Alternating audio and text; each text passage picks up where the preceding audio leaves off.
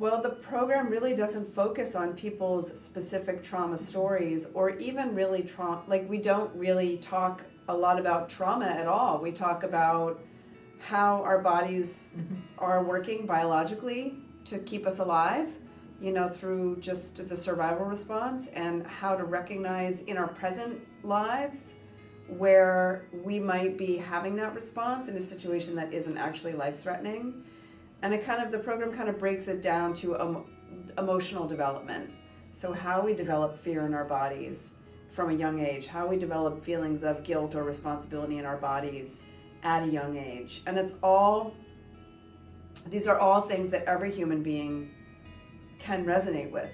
You're going in and you're discussing things. Now you have a lot of emotions that come up when you're discussing certain topics.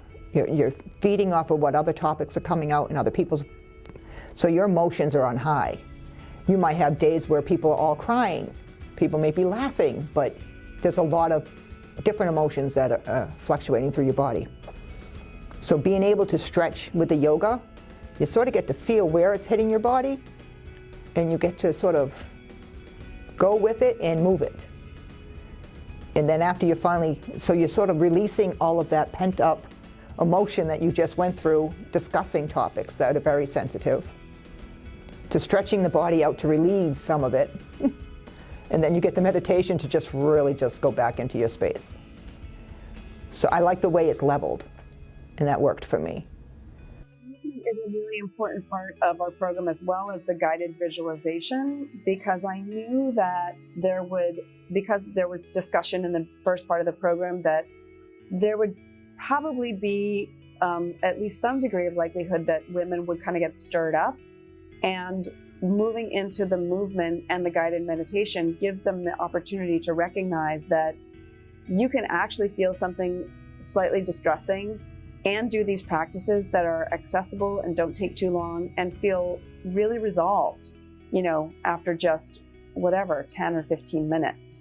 For the first time, you started to learn different emotions and different aspects of where they hit your body.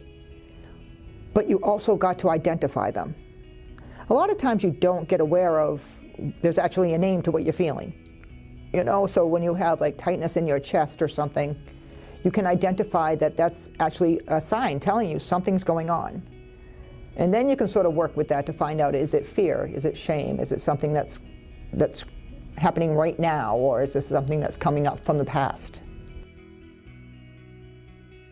A very powerful impact on helping the woman heal her own trauma, specifically because we focus on how the body feels in the present moment and help women consider what if there is a traumatic body memory informing those present moment feelings, and then giving them tools to use right then and there to really kind of almost like recalibrate, you know, okay, my body is responding in this way to this thing that is actually not necessarily happening in this moment.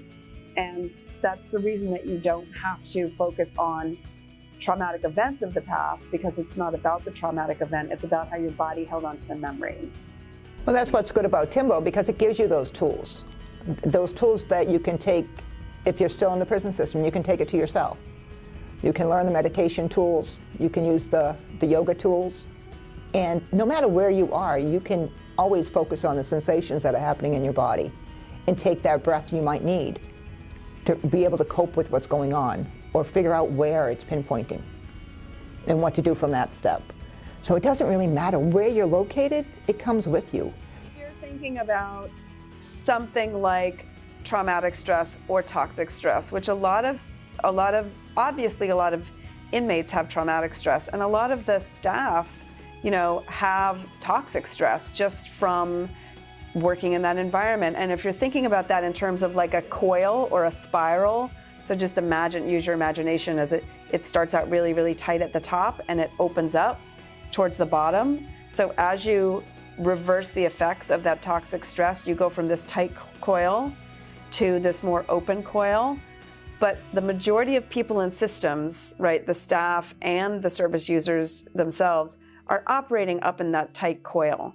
And that means that they're not going to be able to actually take in and integrate any information or anything that would lead to behavior change while that coil is tight.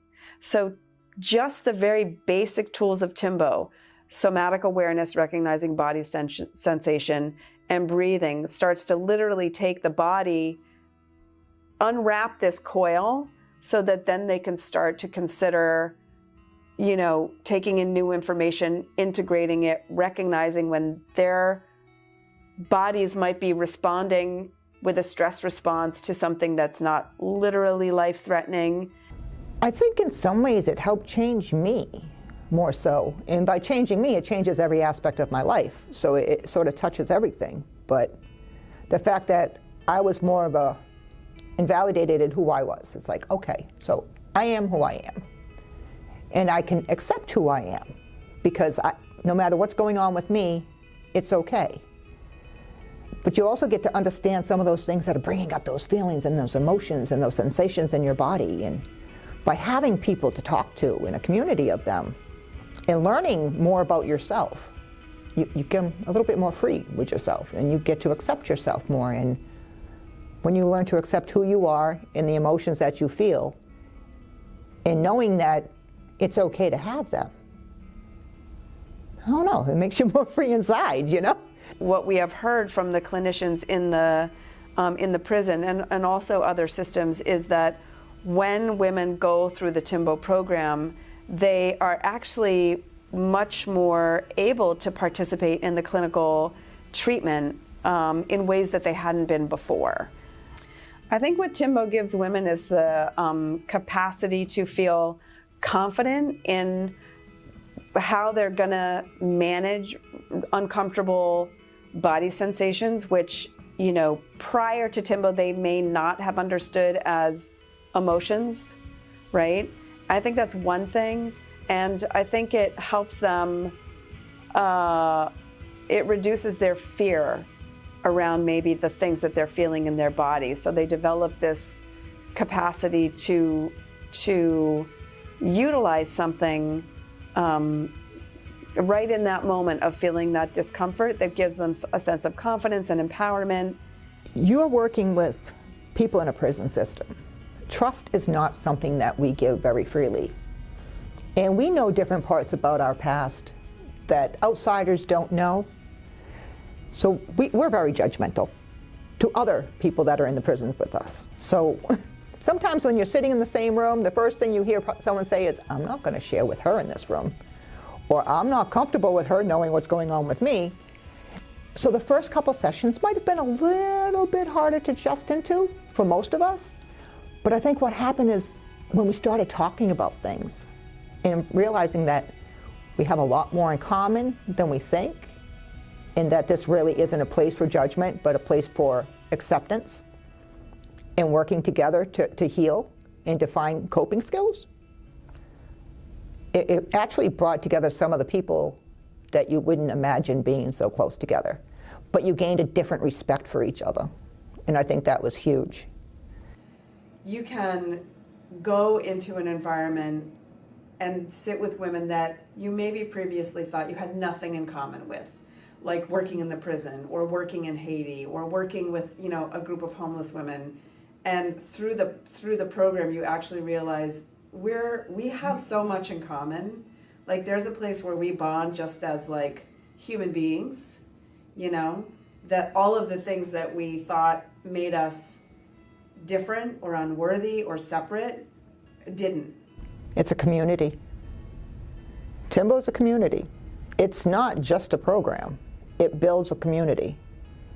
So you're never alone. I still have contact with the people that I was in that program with and the ones who taught me, and I still get to meet new ones that are coming aboard into the program. So for me, even if I'm not participating in it, I'm still connected to them.